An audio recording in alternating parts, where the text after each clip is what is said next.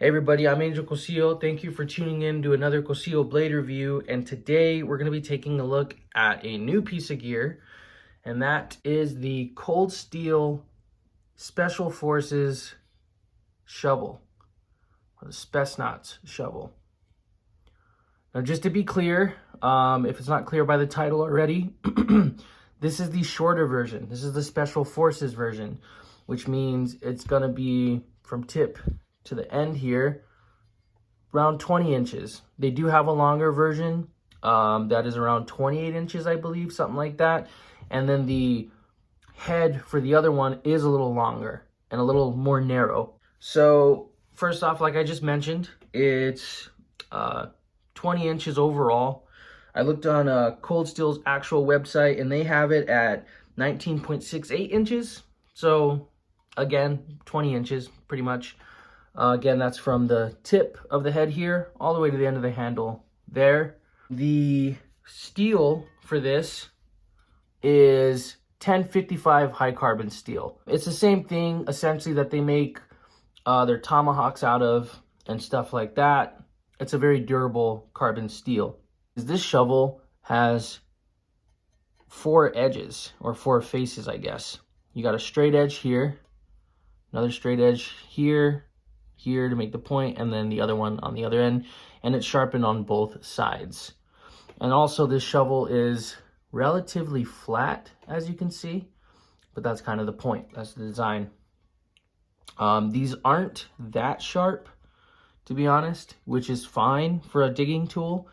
The handle is hickory wood, very hard wood that you normally see on tomahawks, axes, hammers, things like that. It's just a very strong hardwood.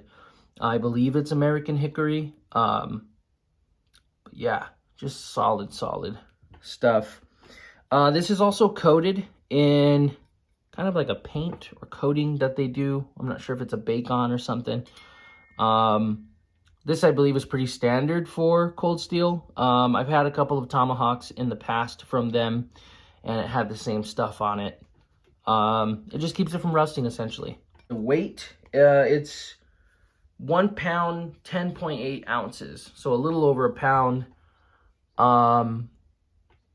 Yeah, it feels really, it's not heavy. I've had knives that weigh over a pound, and just because of the design and the shape and everything of this, it feels good. It's just, it doesn't feel heavy at all. As you can see, the shaft goes into this fold over, and then what's cool right there is they welded it, which is neat.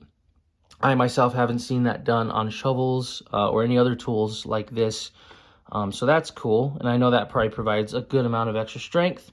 And then they secure it with these 2 big screws there. And the cool thing is you could replace this handle relatively easily. They sell replacements, I'm sure on their website and other places online. But yeah. And then the handle is coated with some type of lacquer or coating or whatever. Truth be told, for this review, I'm going to review this as is.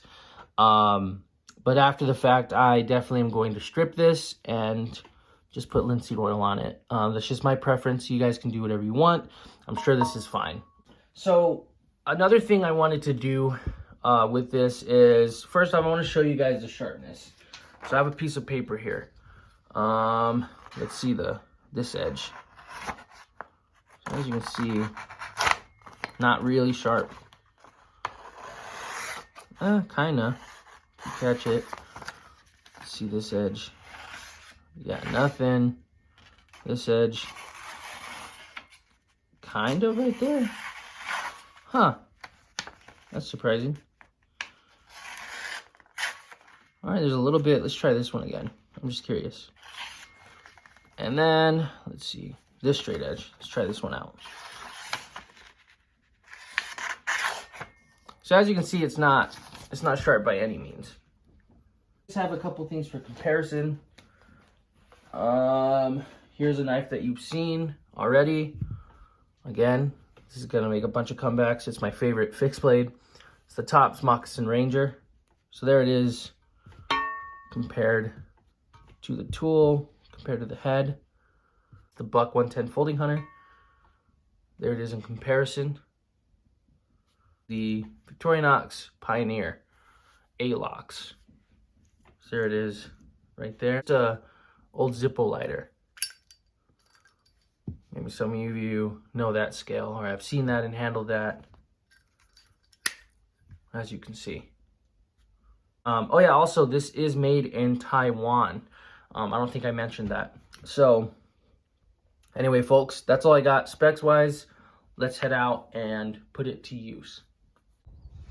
Hey folks, so here is the shovel, as you can see, and I thought we would start off with just some random chopping tasks. We're just showing it chop. This is an old 2x6 that we are going to chop into and check out. So without further ado. All right, so I have a very extremely tall piece. What we're gonna do is we're gonna take 10 whacks at it right here, and we're gonna see what that does. So it's really tall, kind of awkward, but let's just check it out. Ready?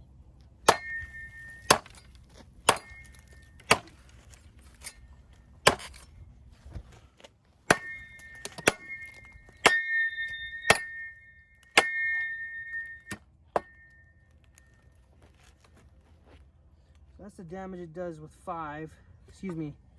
10 down, 5 down, 5 up. So let's see how long it takes to get through.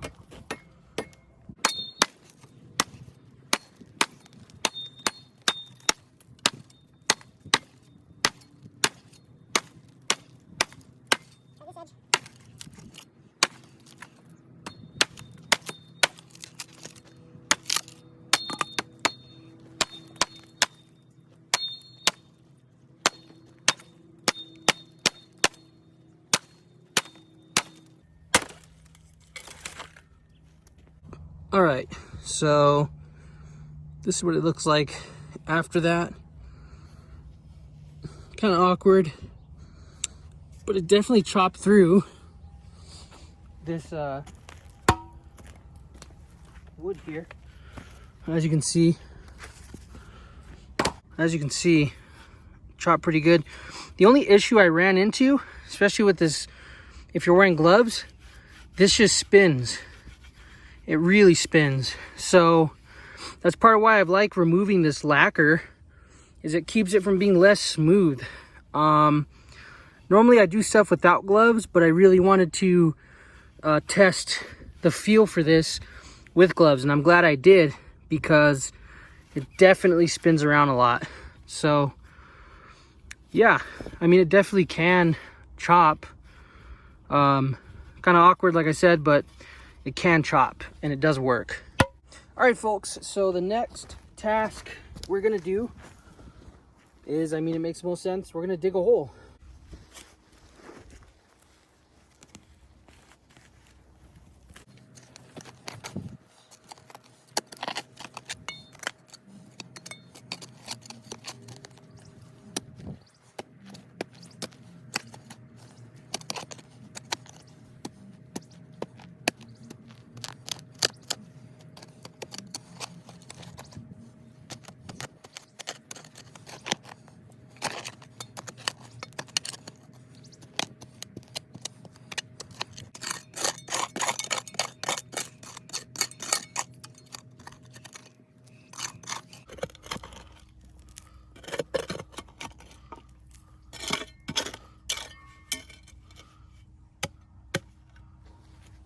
So here is what we dug.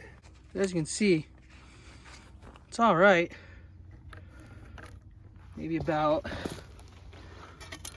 I don't know, about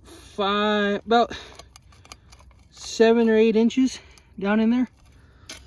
And then here you can see a little pile of dirt itself. So this is it after. I want to see that front edge. So there's the edge all the way around. No big chips, dings. There's the other side. Yeah, check that out. I mean, there's little dents there, but relatively okay. And the thing about this is I was hitting rocks. A lot of rocks where I live. It's very rocky. So these were all hitting the blade, and as you can see, there's like no damage. So I say that passes.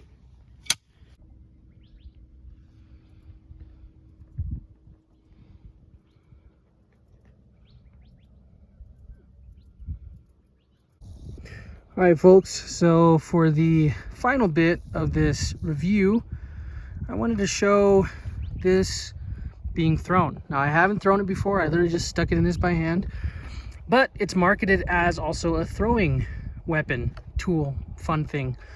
And from what I've seen on YouTube, other videos of people throwing it, it seems to be fun, and it seems to stick relatively nicely with that 12 millimeter thick blade, or head, whatever you want to call it, and also every edge being sharpened. So let's set up the camera and hopefully capture some throwing. All right, so first time, go.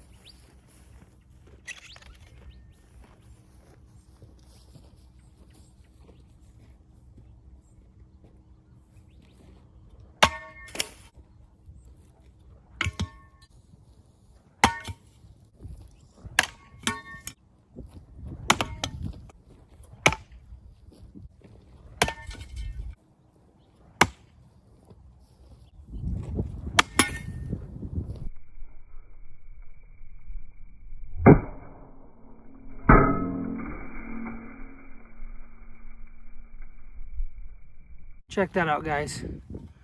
Hopefully you can see that. On that last throw, handle broke. Look at that. So, I mean, you don't want to throw your tools, but that is a reality of throwing them, is having them break. All right, folks, so this is the wrap-up portion of the review. As you can see, we did some chopping, digging, and throwing. Okay, let's take a look at the blade. So as you can see, scratched up and everything, but it did pretty good. And I'm very impressed, actually, how the edge was holding up to the digging, because I was hitting a lot of rocks. I know that part of the video sped up, but there's a lot of rocks in there. You can see some big dings. Those were received, I believe, in the throwing portion. The times I missed, as you can see. But I am super impressed at the durability of this. I definitely was curious to see how this thin ground edge would do against the rocks and stuff, and it held up just fine. The coating also held up pretty nice. It's like not wearing away, obviously, which is a good sign. And of course, we're going to discuss the broken handle. That can happen with any wood item, any wood handle thing that you're throwing. It's just a lot of force. I don't know exactly how it happened. I think I hit here because there seemed to be a big ding right there, and that's what broke it. Regardless, it happens. I don't like throwing my tools, but for the sake of this review and the fact that other people throw it and you probably want to see it thrown, it can be done. So if I can stick it literally I think 2 or 3 times I did, you definitely could, especially with practice. But yeah, that's pretty much all I got on this tool. I think it's a great option. It's definitely worth snagging if you're interested in it. I'm excited to carry it more and use it more out and about, especially with camping and stuff. Quick shout out to Blade Runner Knives in Tucson, Arizona. Again, the owner's fantastic, really, really cool guy. He was the one that got me this. I picked it up at his store. So if you're ever in Tucson, hit up Blade Runner Knives. Great place for knives. Thank you guys for watching. I appreciate the views. I hope you learned something from this. I hope it was fun to watch. It was entertaining to make. But yeah, thank you guys. I hope you have a great day, night, wherever you are. Thank you.